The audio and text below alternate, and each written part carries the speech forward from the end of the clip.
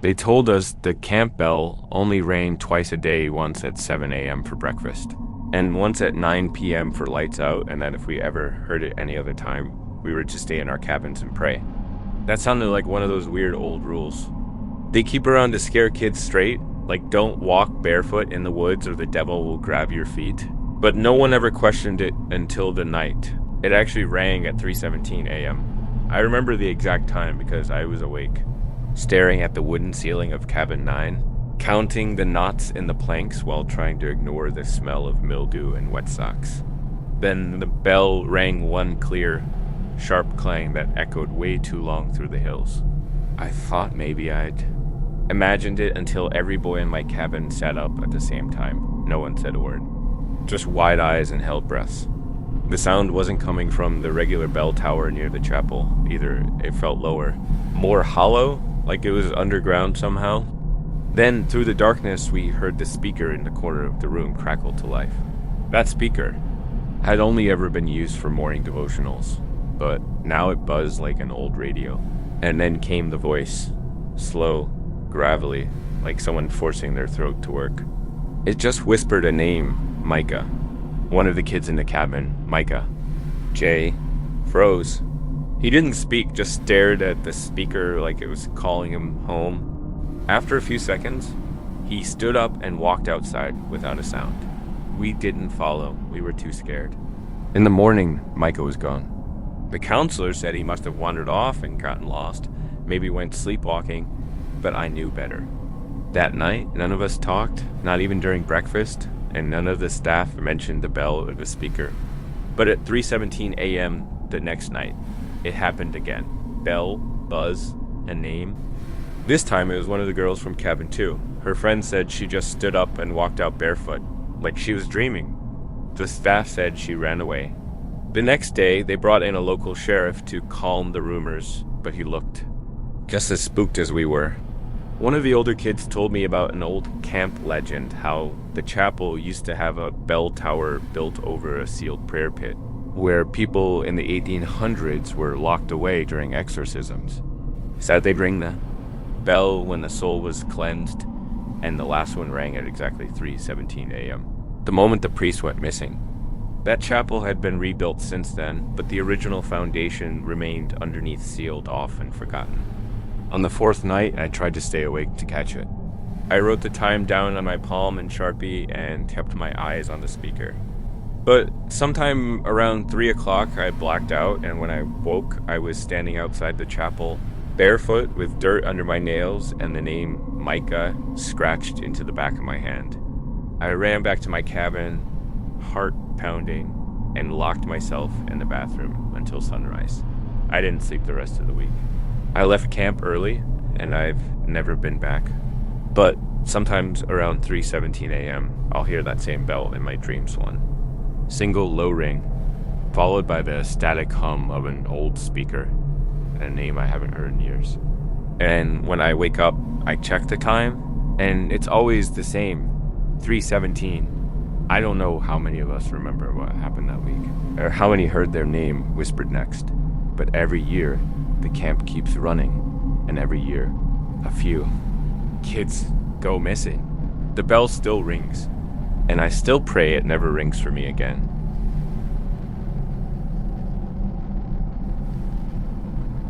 It was supposed to be just another boring summer week at Cedar Ridge Church Camp Bible Studies. Canoe races, sing-alongs, and lights out by 9. But when you're 13 and stuck in the middle of nowhere with spotty cell service and counselors who act like they're holier than thou, your brain starts looking for mischief, and that's exactly how we found it. The old chapel in the woods. It was Timmy who first mentioned it, swearing he'd seen it on a hike during last year's camp. A whitewashed building half swallowed by trees with a rusted cross on top and no clear path leading to it. Me, Jason, and Ethan thought he was full of it, just trying to spice things up, but he dared us anyway to sneak out after evening worship and find it. So we did. We slipped out through the window in cabin 4, flashlights wrapped in t-shirts, crunching over twigs and pine needles while trying not to get caught. It took nearly an hour of wandering through overgrown brush and silence that felt too heavy for summer. But eventually we saw it. A small, leaning chapel nearly buried under vines and moss. Its steeple broken, door hanging off one hinge.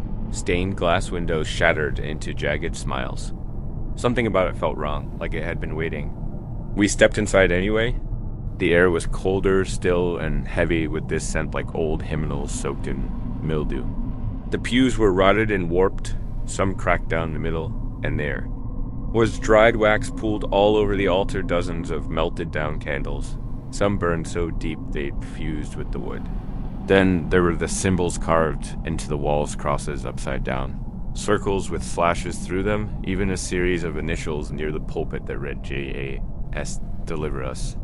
We started to laugh it off, probably just some old teenagers playing cult back in the day, but when Jason sat down in one of the pews, the whole place seemed to exhale. The door creaked shut behind us without wind, and the candle wax on the altar began to glisten like it was fresh. "Do you hear that?" Ethan whispered, and it was faint at first, like humming, but layered under it was something like dragging feet, slow and sticky, coming from beneath the floorboards. I pulled Jason to his feet and we bolted, but Timmy stayed frozen, staring at the altar, his mouth twitching like he was about to speak. It took both of us to drag him out, and once we were back at camp, he wouldn't stop mumbling about the bell that rings backward. That night, we all dreamed the same thing, standing inside the chapel while everything moved in reverse. The candles unmelting, the vines pulling back through cracks, and someone preaching in tongues from the ceiling. The next morning, Timmy was gone. Cabin empty. Bed made. Staff said he probably snuck home or got picked up early. But his bag was still under the bunk, and his name tag was still hanging on the clothesline outside. Camp ended 2 days later, and none of us ever talked about it again. But about a year ago, out of nowhere, Ethan sent me a photo. No message, just the image. It was the chapel, same as before, but this time it looked ... clean, like someone had restored it. The glass was whole, the door fixed, the steeple straight, and on the steps stood a boy who looked just like Timmy, only paler, thinner, older somehow. I tried to call Ethan, but his number was dead. And now, sometimes I'll wake up at night to the sound of soft humming and dragging feet. And I swear I can smell candle wax in running hymn books. I never went back to Cedar Ridge, but I checked a satellite map last month, just to see. There's no chapel on the property, not even a clearing. Just thick woods, as if nothing was ever there at all, except maybe something that didn't want to be found. Until we did. It was the second night of church camp when I first noticed him. This kid with shaggy blonde hair, pale skin, and a weirdly blank stare, sitting at the edge of the fire circle, not speaking, not roasting marshmallows, just watching everyone. Like he didn't quite understand what he was looking at. His name tag said Travis, though I don't remember anyone calling him that. The odd thing was, I'd been assigned as one of the camp counselors, and I helped check every camper and myself. I knew every name on that roster, every face, and every bunk. But not this one. Still, I figured maybe I'd missed something, a last minute sign up or a kid transferred from another group. When I asked the other counselors about him, no one had a clue who he was either. They said he wasn't in their cabins, but every morning he was at breakfast, tray in hand, sitting silently, with a different table each time. He never talked, never asked questions, just sat there eating slowly, blinking too little, smiling too wide. When I asked the camp director about Travis, she got real quiet and pulled out the registration list. She flipped through every page, muttering under her breath, and finally said, "There's no Travis here." I shrugged it off. Maybe the kid was just sneaking in from a neighboring group or something, but by the fourth night, things got stranger. One camper from Cabin 6 woke up screaming, saying he saw a boy standing by the foot of his bed all night, whispering, "I'm still hungry." We found that kid huddled in the corner, eyes wide, refusing to speak to anyone. And by morning, his parents had taken him home. 2 more left by the end of the week. And Still, Travis showed up to every meal, every prayer session, every activity silent, smiling, and always somehow in the background of every photo we took. That's what really shook me. When we printed the week's photos on the last day pictures of bonfires, canoe races, moors and chapel songs, there he was in every group shot. Not in the center, not posing, but standing in the background, like someone photobombing without moving. Face always slightly blurry, eyes always looking at the lens. One photo had him standing behind a cabin window that was 2 stories up, even though there was no way to get up there. I confronted the director again, and this time she just shook her head and told me something I'll never forget. That name, Travis, he was here once. Summer of '94. He drowned in the lake on the second day of camp. We shut down for a year after that. No one spoken his name in over 2 decades.